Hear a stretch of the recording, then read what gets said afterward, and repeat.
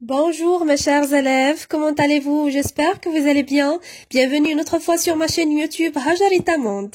Alors on se retrouve aujourd'hui pour une nouvelle vidéo destinée aux élèves de la 3e année collégiale ayant le manuel passerelle. Dans cette vidéo, nous allons entamer ensemble la deuxième sous-séquence intitulée « Parler de son village, de sa ville ou de sa région ».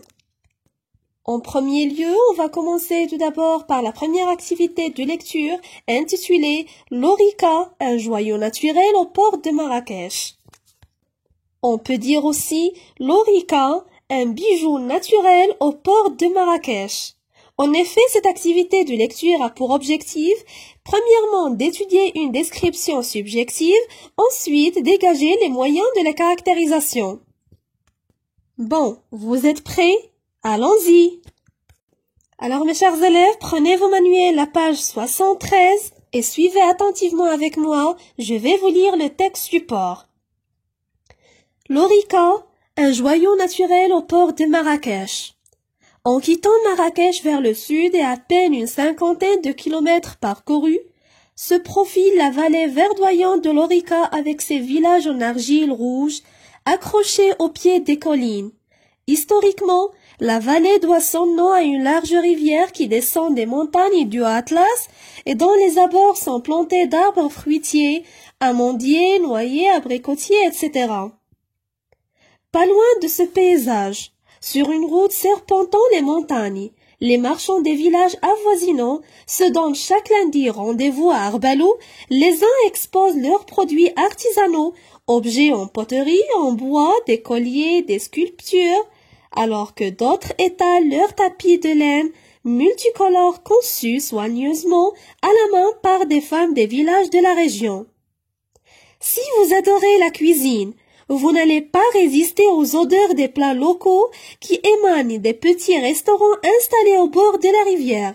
Il s'agit vraiment de lieux agréables au cœur d'une nature accueillante permettant aux visiteurs de passer des moments de joie inoubliables.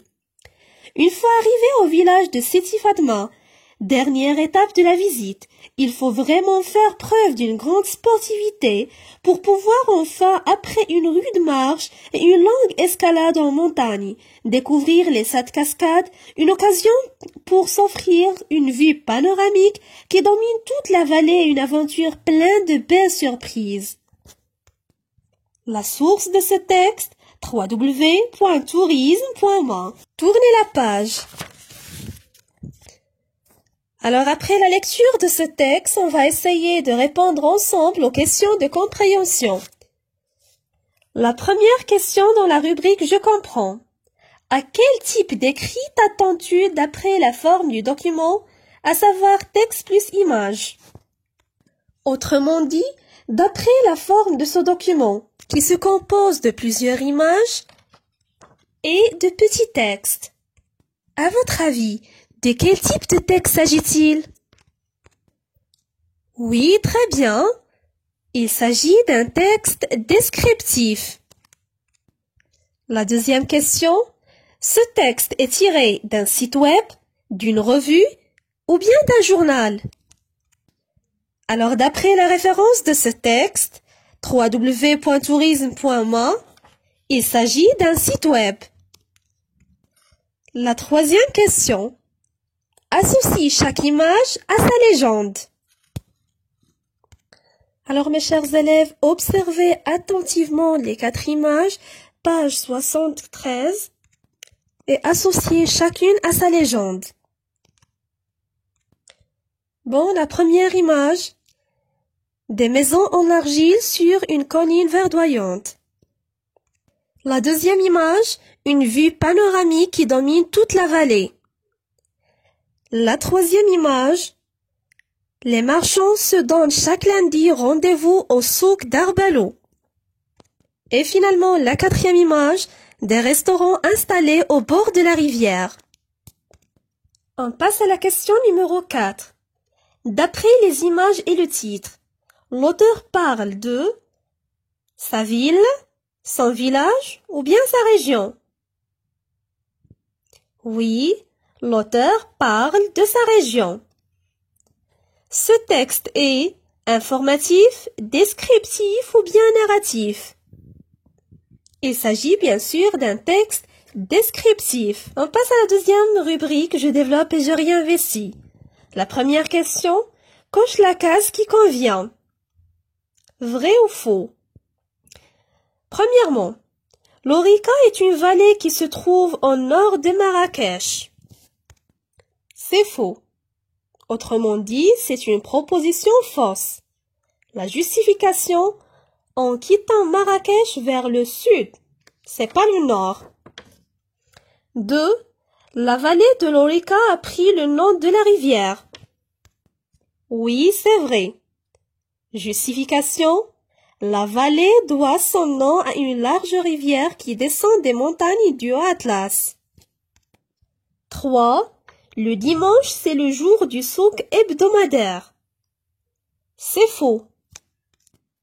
La justification, les marchands des villages avoisinants se donnent chaque lundi rendez-vous à Arbelou. Et donc, c'est pas chaque dimanche. Et finalement, pour escalader les 7 cascades, il faut être sportif. Oui, c'est vrai. La justification, il faut vraiment faire preuve d'une grande sportivité pour pouvoir enfin, après une rude marche et une longue escalade en montagne, découvrir les 7 cascades. On passe maintenant à la synthèse « Je retiens ». Complétée par « Colline, vallée, route »,« En argile rouge »,« Moment de joie inoubliable », en quittant Marrakech vers le sud. Alors pour déterminer les caractéristiques d'un lieu donné, on doit le localiser dans l'espace. Par exemple, en quittant Marrakech vers le sud. Caractériser ces parties, ou plutôt décrire ces parties, à savoir les collines, vallées, routes, etc. La caractérisation peut se faire à l'aide de différents moyens. Premièrement, moyen objectif. À titre d'exemple, en argile rouge, moyen subjectif, par exemple, des moments de joie inoubliables. On passe maintenant à la dernière partie, j'applique et je transfère. En binôme, complétez le tableau à partir du texte. Alors, le texte contient 4 paragraphes. On doit identifier les objets et lieux décrits, les moyens de la caractérisation et la nature grammaticale de chaque moyen. C'est-à-dire, s'agit-il d'un adjectif, d'un complément de nom, d'une relative, etc. Et pour ce faire, mettez la vidéo en pause et prenez quelques minutes pour faire l'exercice.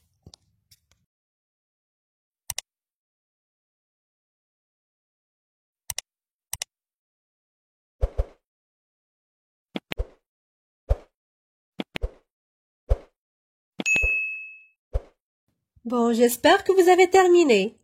Bien, alors on passe à la correction. On va commencer premièrement par le premier paragraphe. Lieu décrit, une vallée. Moyen de la caractérisation, verdoyante. La nature grammaticale de ce moyen, c'est un adjectif qualificatif. 2. Village. Moyen de la caractérisation, en argile. Sa nature grammaticale, c'est un complément de nom. 3. Rivière. Moyen de la caractérisation, large. Sa nature grammaticale, c'est un adjectif qualificatif. On passe au deuxième paragraphe. Premièrement, produit. Moyen de la caractérisation, artisanaux. Sa nature grammaticale, c'est un adjectif qualificatif. 2. Objet. Moyen de la caractérisation, en poterie. Sa nature grammaticale, c'est un complément de nom. 3. Tapis. Moyen de la caractérisation, de laine. Sa nature grammaticale, c'est un complément de nom. Troisième paragraphe. Premièrement, des plats. Moyen de la caractérisation, locaux. Sa nature grammaticale, c'est un adjectif. 2. Restaurant. Moyen de la caractérisation, petit. Sa nature grammaticale, adjectif qualificatif. 3. Lieu. Moyen de la caractérisation, agréable. Sa nature grammaticale, c'est un adjectif. Quatrièmement, une nature. Moyen de la caractérisation, accueillante. Sa nature grammaticale, c'est un adjectif aussi. On passe au dernier paragraphe. Premièrement, sportivité. Moyen de la caractérisation, grande. Sa nature grammaticale, c'est un adjectif. 2. Une vue. Moyen de la caractérisation panoramique. Sa nature grammaticale, c'est un adjectif. Il y a aussi un autre moyen de la caractérisation qui domine. Sa nature grammaticale, c'est une relative. Et finalement, surprise. Moyen de la caractérisation belle. Sa nature grammaticale, c'est un adjectif qualificatif. Je réagis. Après la lecture de ce texte, as-tu envie d'aller à l'Oreca? Pour quelle raison? Alors mes chers élèves, j'attends vos réponses avec impatience. Chacun de vous doit exprimer son propre point de vue en précisant les raisons. Et voilà, j'espère que vous avez bien compris ce cours. Si vous avez des questions, n'hésitez pas de me contacter. Merci de votre attention. À bientôt.